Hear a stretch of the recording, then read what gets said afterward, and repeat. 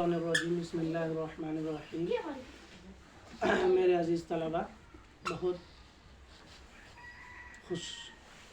خوشی کی بات ہے اور آپ لوگوں کی خوش قسمتی ہے کہ آپ لوگ قرآن شروع کرنے جا رہے ہو۔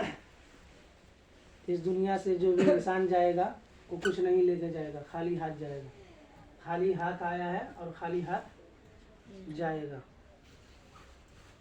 سمجھ میں آ گیا؟ جس طرح وہ پیدا ہوا ہے اسی طرح وہ اس دنیا سے چلا جائے گا۔ اگر اس کے ساتھ کچھ جائے گا تو یہ کیا جائے گا؟ قرآن جائے گا۔ کیا جائے گا؟ اس کے اعمال جائیں گے۔ کیا بولتے ہیں؟ اعمال میں سے یہ قرآن ہے۔ قرآن جب ہم پڑھیں گے، ہم اپنے سینے میں بسائیں گے، سینے میں محفوظ کریں گے اور اس کو مرتے دم تک اس قرآن پر عمل کریں گے تو یہ قرآن ہمارے ساتھ جائے گا۔ کیا ہوگا؟ یہ دنیا یہیں رہ جائے گی۔ ہمارے بیٹے، ہمارے بچے، ہمارے گھر، ہماری زمین، یہ سب یہیں پڑا رہ جائے گا۔ آج جس جگہ پہ بیٹھے ہو یہ جگہ ویسا کا ویسا ہی سلامت رہے گا۔ ہم سب اس دنیا سے کیا کریں گے؟ چلے جائیں گے۔ اگر کچھ جائے گا ہمارے ساتھ تو کیا جائے گا؟ ہمارے اعمال جائیں گے۔ کیا کریں گے؟ ہمارے اعمال ساتھ میں جائیں گے۔ تو یہ قرآن ایک اعمال میں سے ہے۔ سمجھ میں آ گیا؟ اللہ ہم سے کب راضی ہوگا؟ جب ہم اللہ کے کلام کو پڑھیں گے، اچھے اعمال کریں گے۔ سمجھ میں آ گیا؟ ہاں۔ جو انسان ہمیشہ قرآن کی تلاوت کرتا ہے، سب سے افضل ذکر میں سے یہ ہے کہ وہ قرآن پڑھتا رہے۔ کیا کرے؟ ساری تسبیحات جو نفلی عبادت ہے نا، سب میں بہتر یہ ہے کہ وہ ہر وقت کیا کرتا رہے؟ قرآن شریف پڑھتا رہے، قرآن کی آیت پڑھتا رہے، کھول کر چلتا پھرتا پڑھتا رہے۔ کلمہ سے بھی افضل ہے۔ کیا ہے؟ جتنے بھی مطلب ذکر و اذکار ہیں، سب سے افضل یہ ہے کہ وہ قرآن کریم کی تلاوت کرتا رہے۔ سمجھ میں آ گیا؟ تو یہ بڑی خوشی کی بات ہے۔ اتنی خوشی، ہم کو اتنی خوشی ہونی چاہیے۔ میں آپ لوگوں کا استاد ہوں تو مجھے بہت خوشی ہو رہی ہے کہ آپ لوگ پورے سال محنت کیے اور نورانی قاعدہ آپ لوگوں کا مکمل ہوا اور قرآن شریف شروع کرنے جا رہے ہیں۔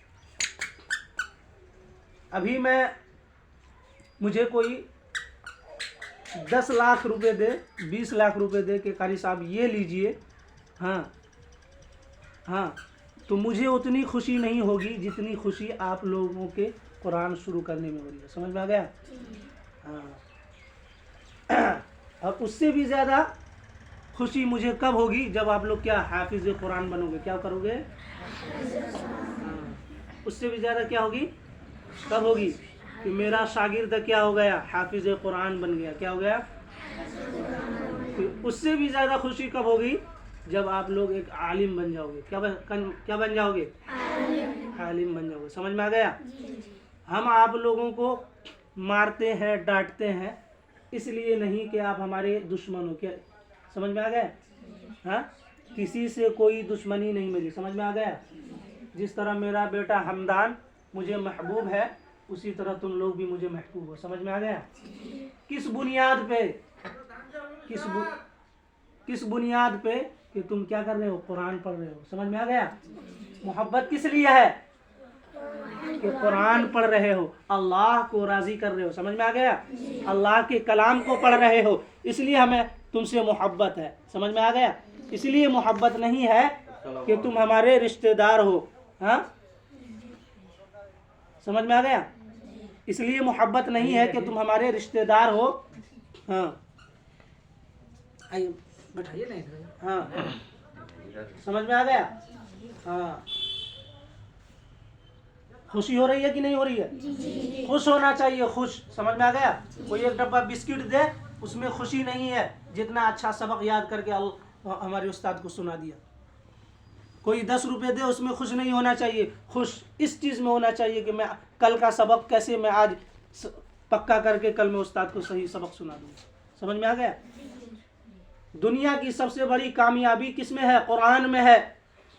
قرآن پڑھو گے، قرآن سینے میں بساؤ گے، اللہ تبارک و تعالیٰ کبھی بھوکا نہیں رکھے گا۔ سمجھ میں آ گیا؟ قرآن ایک معجزہ ہے، سمجھ میں آ گیا؟ اس معجزے کو اپناؤ گے اللہ آپ لوگوں کو اپنا لے گا. کیا کرے گا؟ اللہ کبھی ضائع نہیں کرے گا. سمجھ میں آ گیا؟